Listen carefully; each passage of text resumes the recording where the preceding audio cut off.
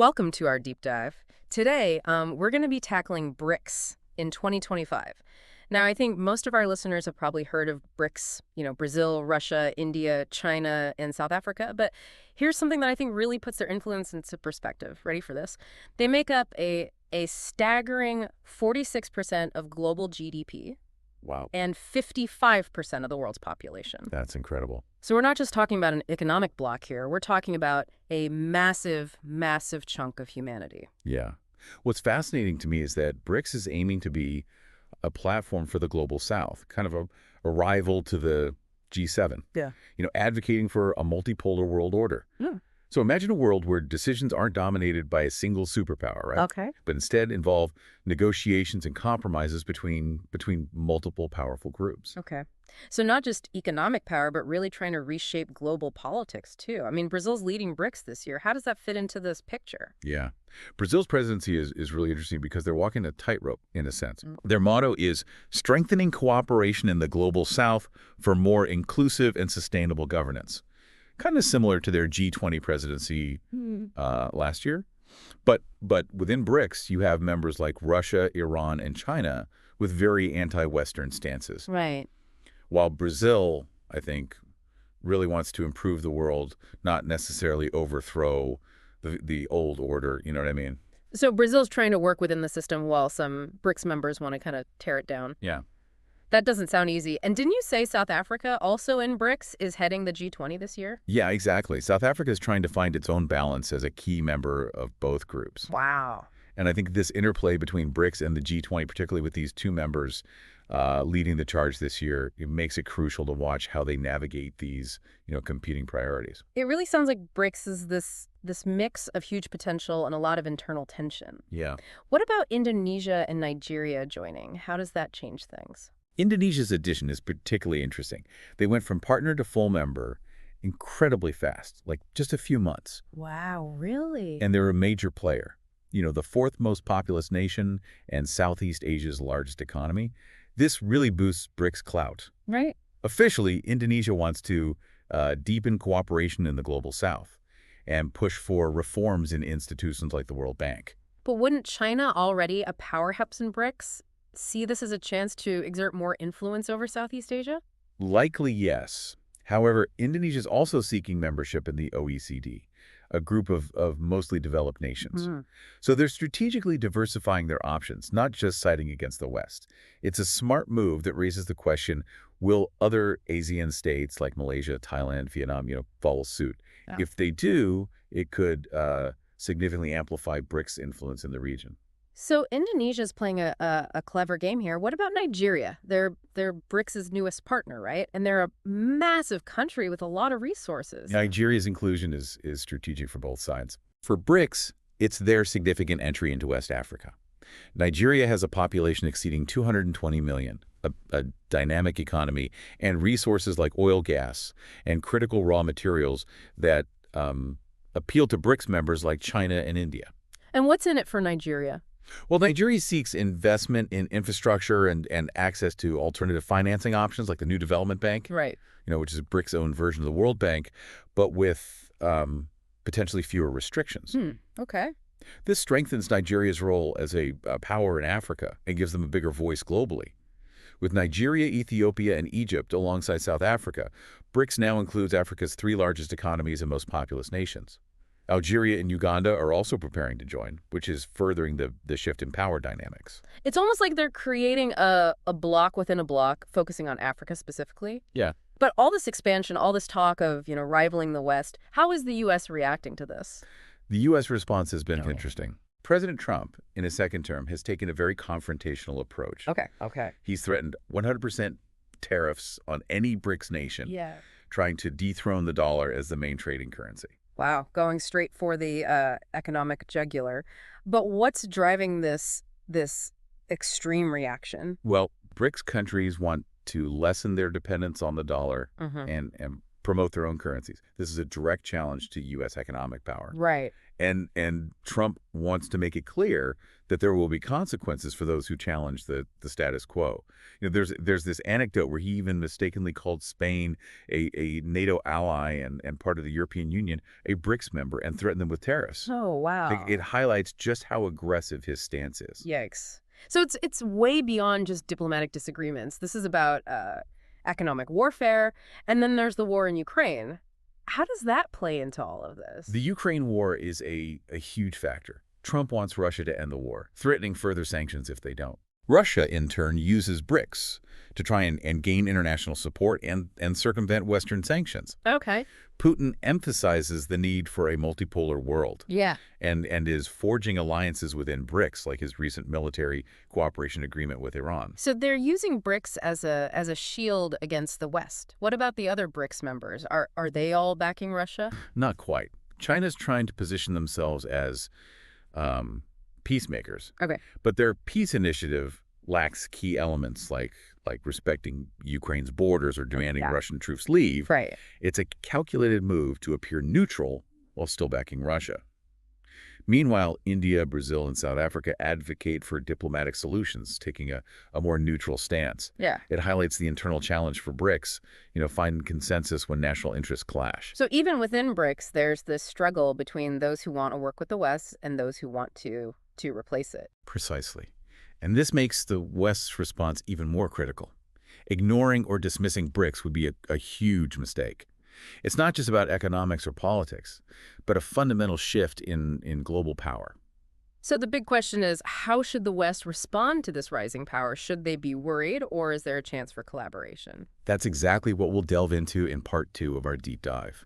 We'll explore the potential for cooperation, the economic implications, and what this all means for the future of global governance. Stay tuned, because things are about to get even more interesting. Welcome back to our deep dive into BRICS in 2025. Last time we really explored the political landscape, right? Yeah.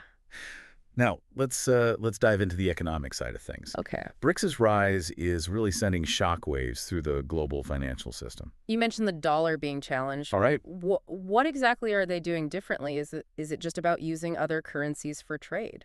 It's more than just using different currencies, actually. BRICS is actively creating alternative financial institutions, like the new development bank we discussed earlier. Oh, right. Yeah. Remind us quickly, what makes that bank so different? So the new development bank is essentially BRICS' answer to the World Bank and IMF. Okay. They aim to provide financing for development projects in emerging economies, but potentially with less stringent conditions. Okay. And more focus on the needs of the global South. So they're trying to reshape the whole system, not just play within the existing one. Exactly, yeah. They want to give countries more options, Yeah. particularly those who feel the current, Western-dominated institutions aren't serving their interests. And this leads to a question that's making a lot of people nervous. Okay. Could BRICS launch a new global reserve currency? Wow. Their own currency to rival the dollar. How would that even work? They've been exploring a BRICS-backed currency basket, which would combine their currencies, allowing for transactions without relying on the dollar. Right. Imagine, for example, Brazil paying for oil from Russia using this basket instead of converting to dollars first. Okay. Yeah. This reduces reliance on the dollar and gives BRICS more control over international trade. That sounds like a huge undertaking. Are they really capable of pulling that off?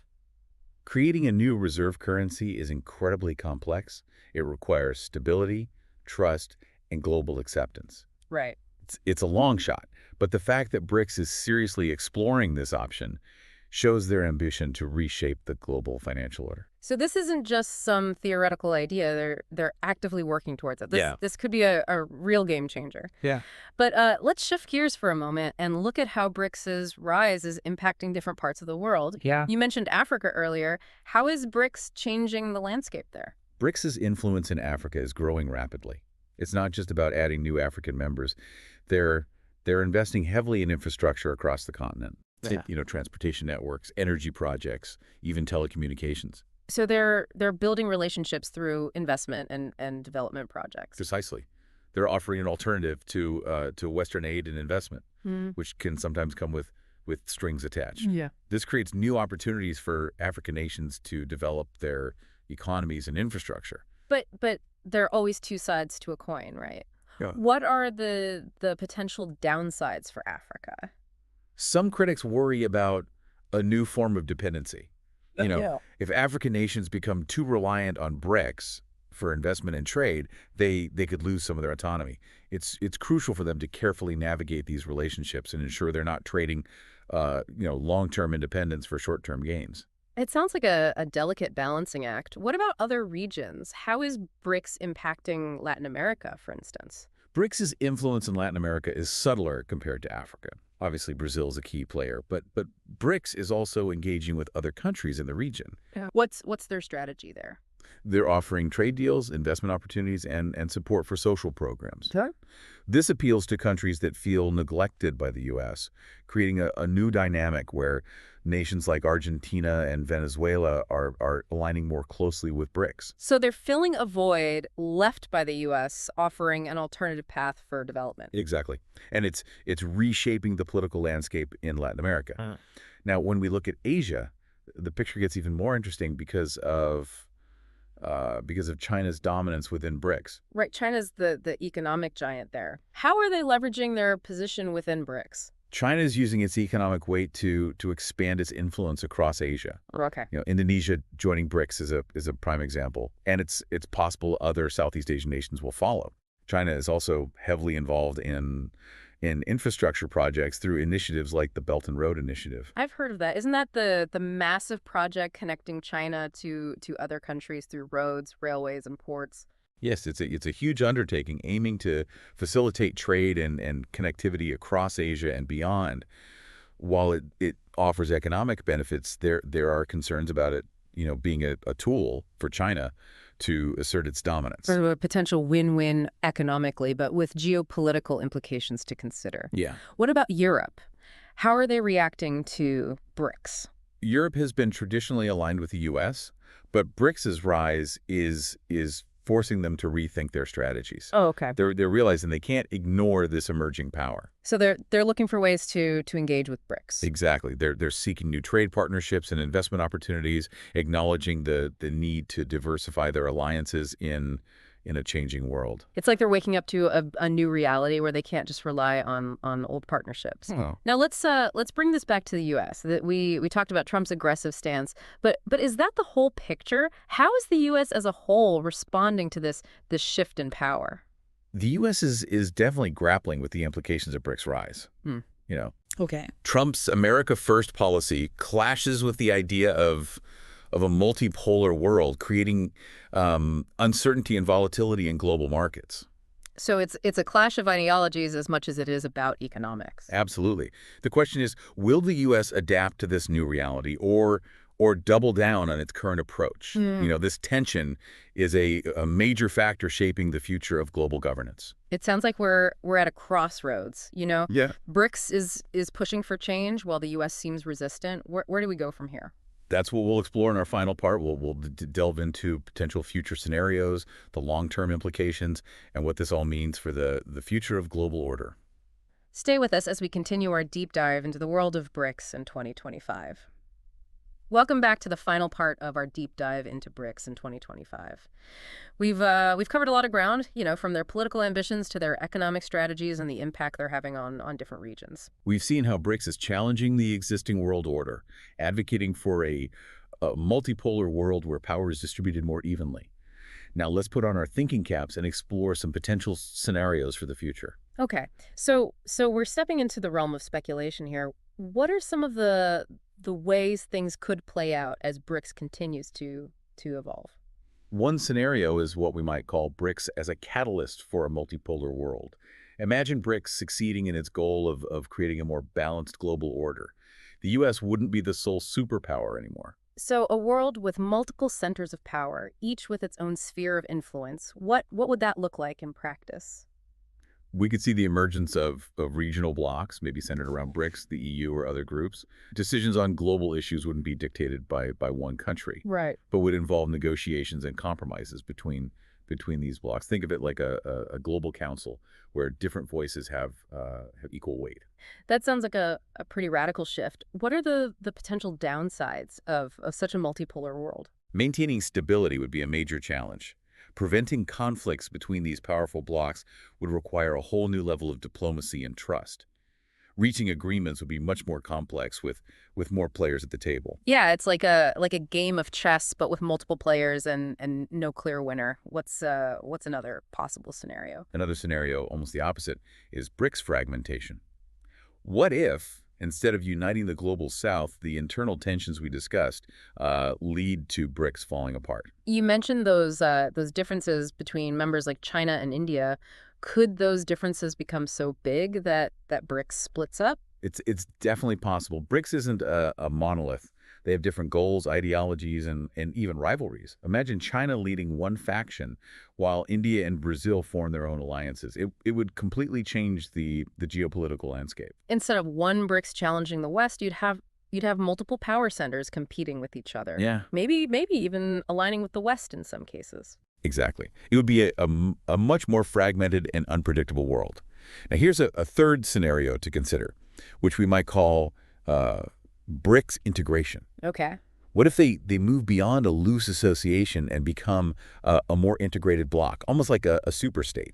Okay. Now that's a really bold idea. What would that kind of integration look like? Imagine a BRICS-free trade zone, a common currency used for transactions between member states. Right.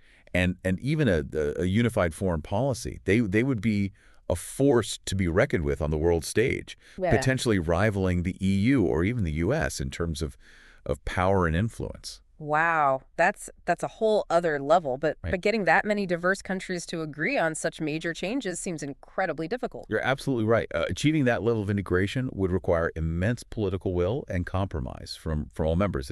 It's the most ambitious scenario, but also the one with the most potential to reshape the global order. So we've got these three very different potential futures.